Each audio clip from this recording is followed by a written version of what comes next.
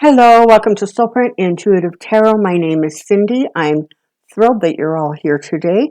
To my new subscribers, thank you so very much for joining us. We're delighted to have you. And to my established subscribers, well, I just adore you. All right, so I think we're going to do a little bit of this and that today. Probably I'm going to ask the pendulum some questions and then throw cards on a couple of sort of topics. So let's start with the pendulum. For those of you who are new, the side-to-side movement that you're seeing right now indicates that the pendulum is ready to speak. Pendulum, please show me yes. And you'll see it will shift into a back and forth movement and show me no.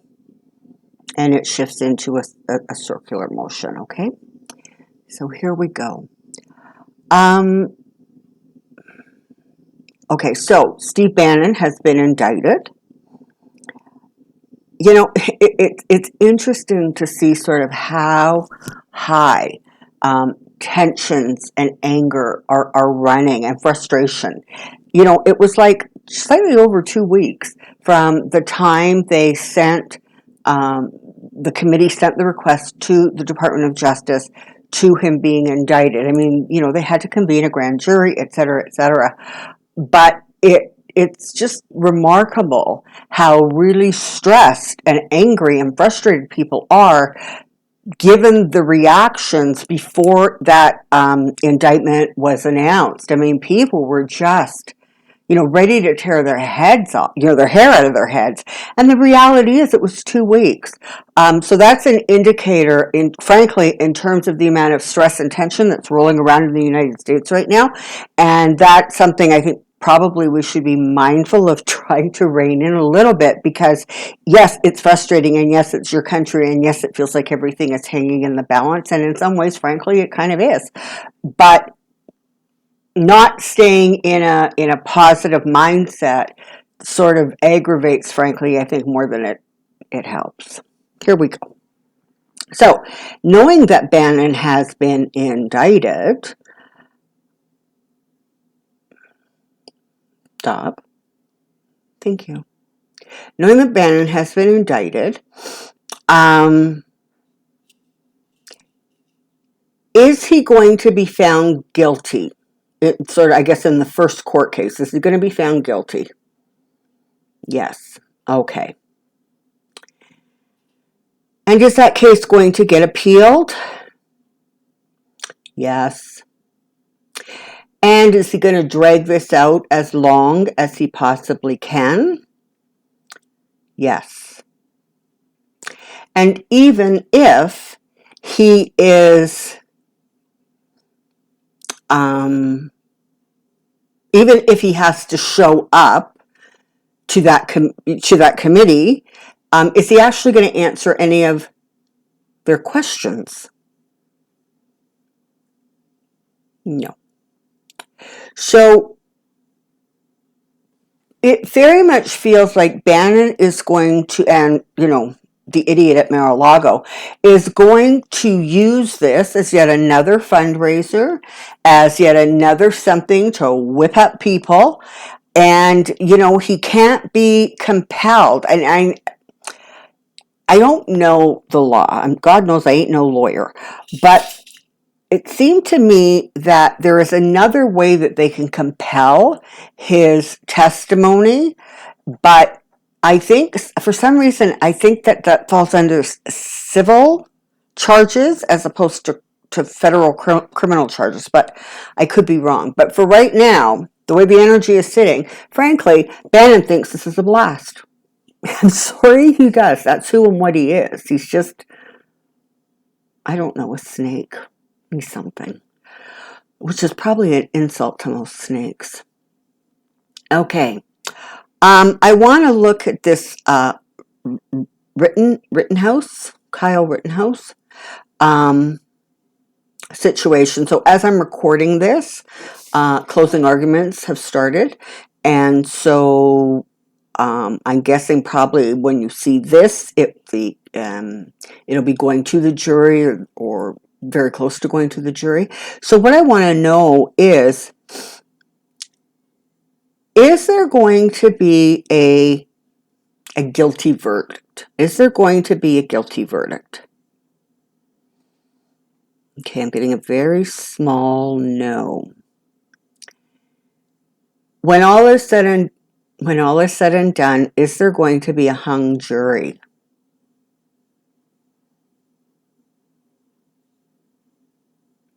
It looks like that could be.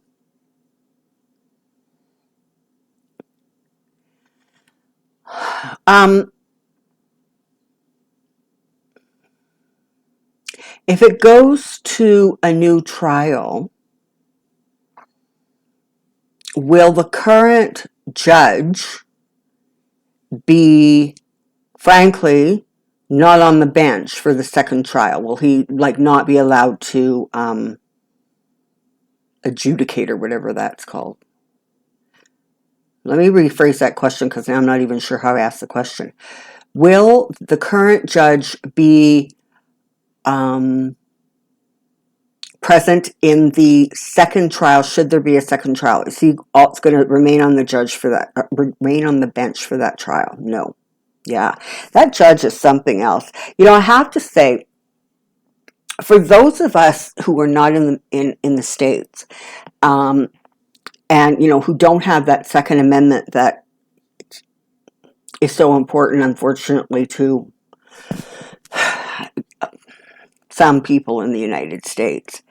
I think for those of us, certainly for me, who are kind of scratching our head and going like, why can you guys not make any headway with this? Why can you not get this kind of stuff banned? And the trial was really, and I didn't watch a lot of it, but the trial was really interesting in as much as it sort of explained sort of some of that mentality. You have a just turned 18-year-old kid here on trial for murdering two people, and I guess it's an attempted murder or injuring a third person.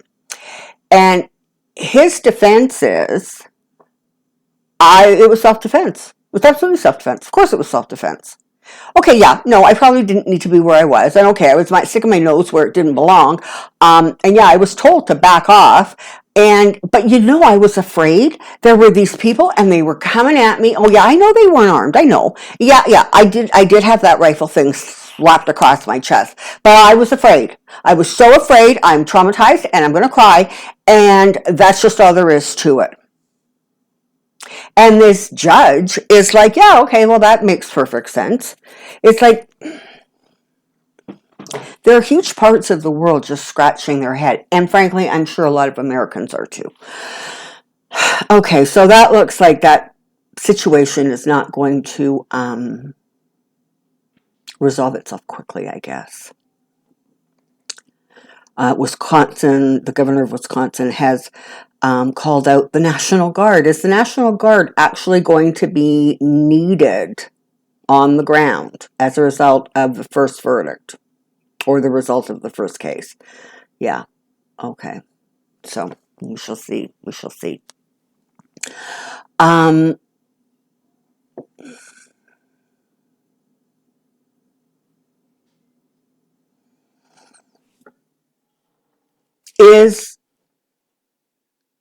So the infrastructure bill passed, like, yay. Is Build Back Better going to pass? Yes. Okay. And is some version of Build Back Better going to pass before the end of this year? Yes. And then either before this year is over or very early in 2022, is the Voting Rights Act or some variation or version of that going to get passed? Are they going to be able to do something to safeguard the 2022 elections? And that's getting a really big yes. So let's all stay really positive about that, because that looks like, we want to keep that energy robust and we want to make sure that that continues to move through. Okay. Joe Biden's approval rating is not doing well right now. Is Joe Biden's approval rating going to enjoy a resurgence? Is he going to get better numbers as we move towards the end of the year? Okay, and that's just getting a continual yes. And is that going to hold as we go into 2022 and into the spring? Yeah, okay, so he is definitely on an upswing there. Okay, let's see what's going on. There's a few things I want to just check in on. So apparently, Marjorie Taylor Greene is kind of getting in trouble left, right, and center, right? I mean, she lost that money because she invested in that media corporation thing that, the orange one was involved with. She's racking up fines, incredible amount of fines for not wearing a mask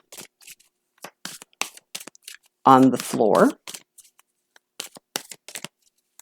I want to take a look and see how she's doing. It's scary with her, right? Because even though she's outrageous, and even though, frankly, she sort of has become a cartoon of her own self, much like the man that she admires so greatly. And while there are people who are getting really frustrated with her, I'm not so sure that her popularity is actually, I guess, I sort of want to say dropping significantly enough to really have a serious impact on her at this point. So let's take a quick look at, coming down, I have a question. Okay, quick look at Marjorie Taylor Greene, Marjorie Taylor Greene, Marjorie Taylor Greene. What's her story? What's going on with her?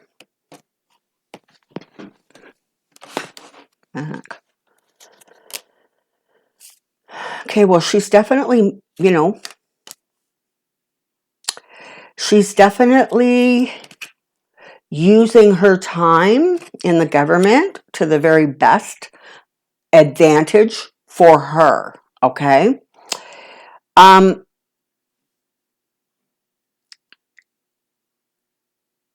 Her ideas, her thought processes, the way she views things is only going to become more and more entrenched, okay? She's not going to shift or change her attitude as much as she's going to continue to embellish it, blow it up, continue to absolutely look logic and reason in the face and say, yeah, you're nuts. I don't have to believe you. So that's kind of there. And for right now, let me tell you, it looks like she's celebrating. It looks like she's happy. I guess she's one of those people who believes that any press is good press, because she sort of relishes the negative press and the outrage that she is able to perpetuate. She finds a great deal of satisfaction in that.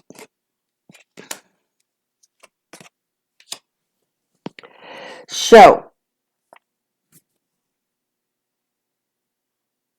it looks, however, like she's going to be having to make some sort of a significant decision going forward here. And I think it has to do with somebody that she is in sort of partnership with. And I kind of see this not as Trump as much as I see this as Gates. I don't know, maybe she's going to have to decide between standing by his side or starting to create some distance, because he himself is in for a bit of a rough road going forward. And you know what? That situation in Florida, that's going to like implode, because it's not just him.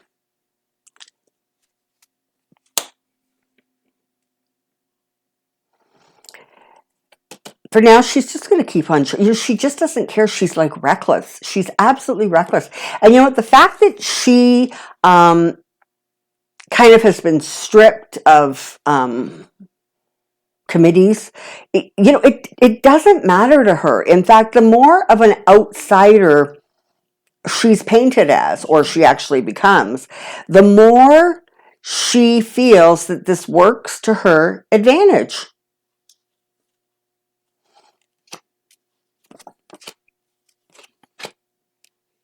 Yeah. So honestly, for the time being, she's going to continue, this behavior of hers is going to continue to accelerate. There's going to be absolutely no balance with her. There is no sense of temperance. There is no sense of anything. She's simply going to continue on her foolish, foolish ways, doing everything she can to please and support the other guy, that former guy. Okay. So it looks like, even though she's got some, decisions coming up, I don't know, it feels a little bit like, for right now, she may be able to ride through. So,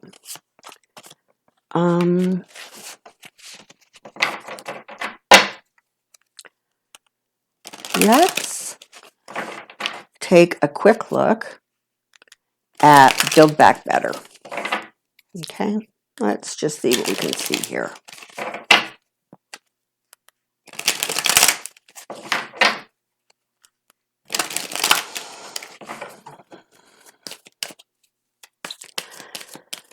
Tell us about Build Back Better. Here we go.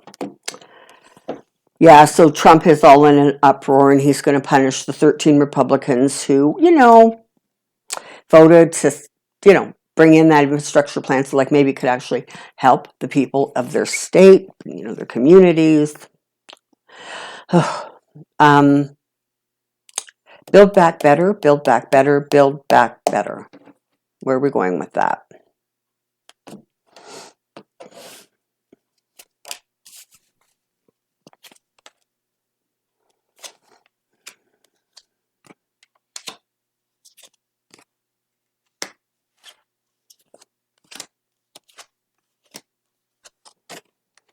Okay, so right now, it's still really, really kind of pushing forward. Grinding is the word I'm hearing, right? It's just moving slowly forward.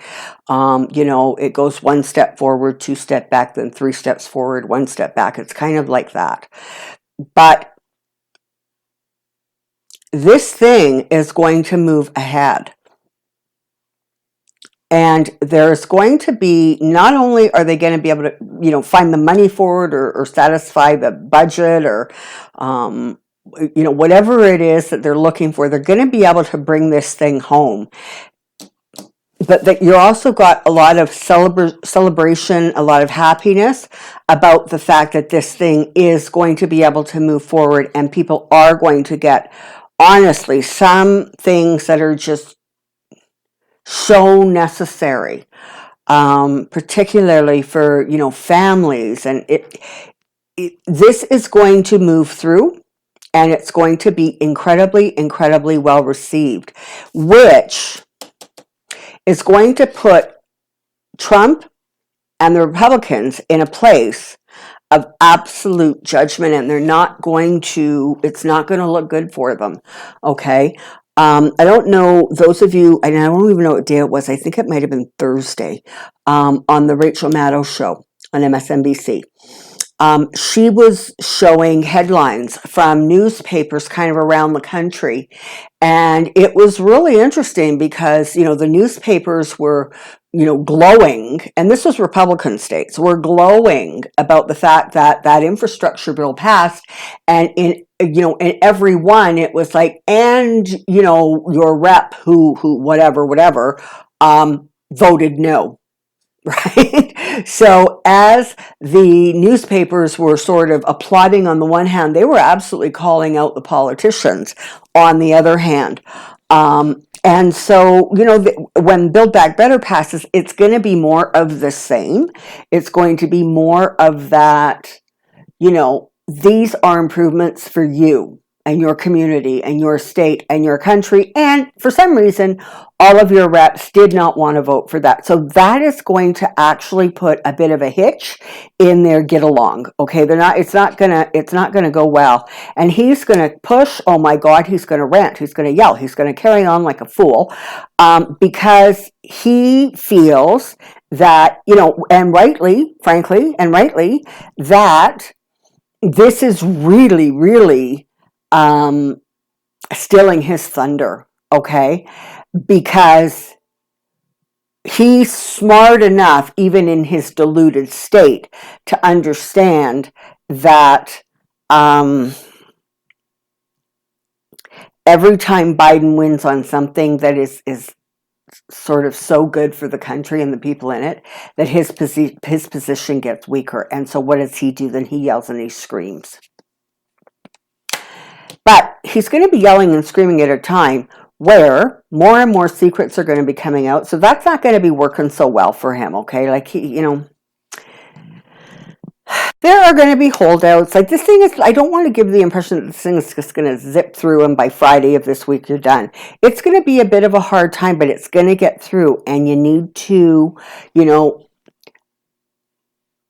recognize now that you're not going to get everything, but you're going to get a lot of stuff. And if the country as a whole is smart enough to increase their numbers, increase the numbers in the Senate and the House, they're going to be able to push forward with some other stuff after the midterms. Okay? So there's kind of that. This is going to be really, really well received, okay? People need the money. People need the support with childcare. They need the support with, getting back to work, et cetera, et cetera. And so that's going to go over well. It's going to be passed. And let's hope that it gets passed before the end of the year, as the pendulum has predicted. Okay. And what else do we want to look at here?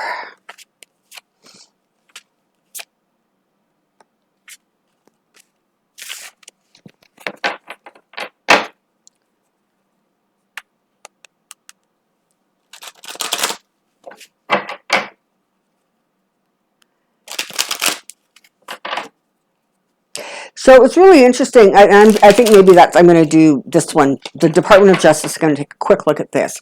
So it was interesting because they were talking about, and see, and I don't remember clearly now, but there was somebody who was an acting attorney general, I guess, in D.C., and as soon as the sort of permanent attorney general got put into place, that was when the charges moved through. And so it in hindsight, it looks as if there was a couple of things that the Department of Justice was sort of waiting on. One was for this attorney general to take his place. And I think one was the ruling of the judge about, how who is not a king, and hey, by the way, he's not even president, so be quiet, you don't have any executive privilege. So let's take, and it was very interesting, what Merrick Garland said, right? It was like, I said from day one, by word and deed, we would. Which is exactly, I think, what a lot of us have been saying. It's like, he has a really big mess to clean up. And, he wants to ensure that it is above reproach. And again, that's not a bad thing. Okay, it's just not a bad thing.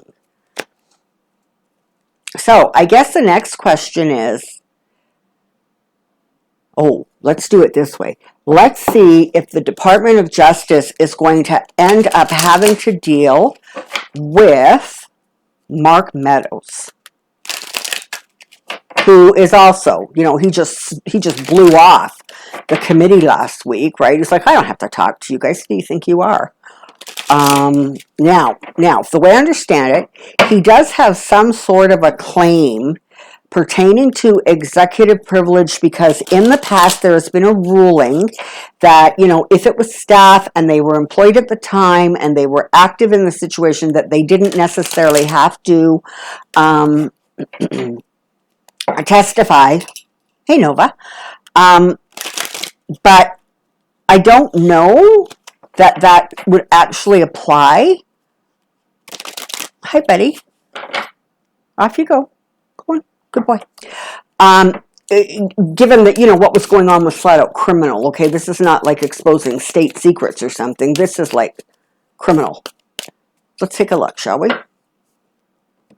What's your story, little boy? Hey?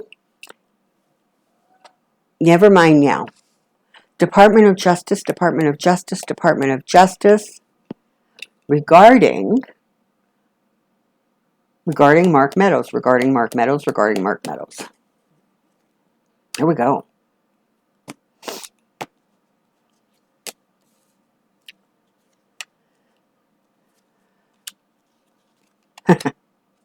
Okay, so Mark Meadows is in really big trouble. Okay, I think there's going to be a criminal referral. And let's just ask my pendulum now. Hopefully Nova won't go chasing after this because he really likes to chase pendulums.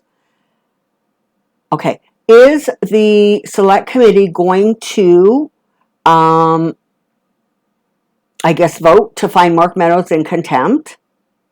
Yes. And is that going to end up with it being sent to the Department of Justice? Okay, and there's one more question that I'm being prompted to ask, which is this. Is Mark Meadows likely to be given one more chance by the select committee? Yes. And when he blows that off, he's in big trouble. Yeah. So he's going to blow it off. And does that get him out of trouble? Or does this go straight to that's a no. And does this go straight to the DOJ? You can see that shifting into a yes. Okay.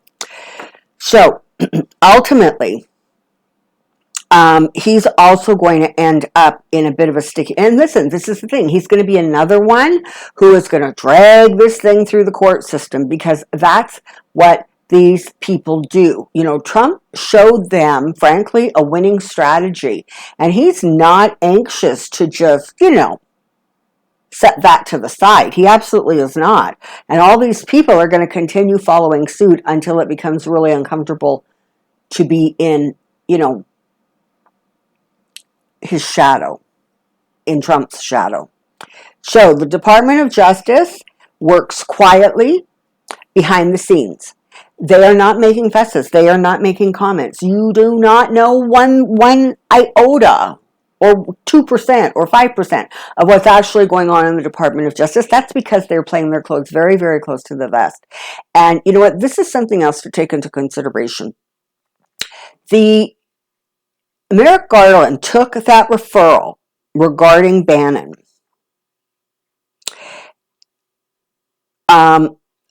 convened a grand jury, had the grand jury, whatever that is that they do, sent down their decision or their opinions or however that works, I don't know, and then had the paperwork, et cetera, drawn up for the indictments, and nobody knew anything. Nothing leaked. Nothing was, nothing. Everybody was up in arms because nobody knew what was going on. They were working quietly and diligently the way they're supposed to until it was ready to shine some light on the situation and expose. And so I think a bunch of us are going to have to get used to the fact that the Department of Justice is going to work quietly and diligently. And when they're ready, they're going to announce. And that I don't think matters what we're talking about. I think that's just going to be the way they function going forward. And you know what? The Mark Meadows thing, don't be surprised if that one might actually end up taking a little bit longer because they have to figure out this whole, previous court decisions were that staff did not have to testify against, their president. But again, I think that had more to do with like state secrets or that kind of thing as opposed to actual criminal activity.